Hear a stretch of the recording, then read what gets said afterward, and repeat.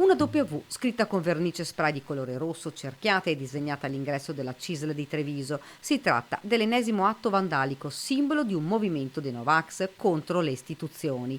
In passato erano state prese di mira la CGIL e il laboratorio di microbiologia che era stato allagato. La piaga dei complottisti Novax continua a imperversare nella nostra società. L'atto di questa notte è un fatto grave di per sé perché continua a legittimare chi crede che la ricerca, la scienza, la cultura e l'analisi siano un optional.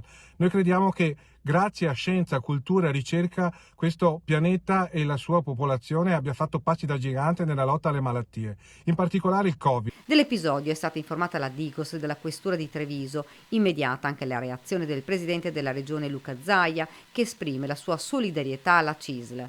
Gesti ingiustificati e gravissimi di chi ancora oggi si ostina a negare la realtà dei fatti, dice, in questo caso la pandemia mondiale del Covid-19.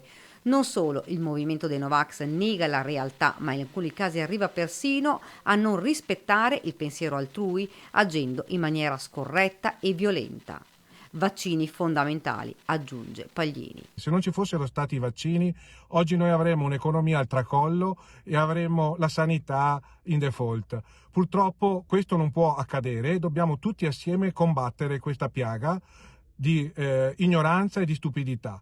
E crediamo che per farlo tutte le migliori energie del territorio e delle comunità devono agire insieme per creare quelle condizioni di conoscenza, di cultura, di responsabilità che hanno fatto sì che l'Italia fosse uno dei paesi col più alto tasso di vaccinazioni al mondo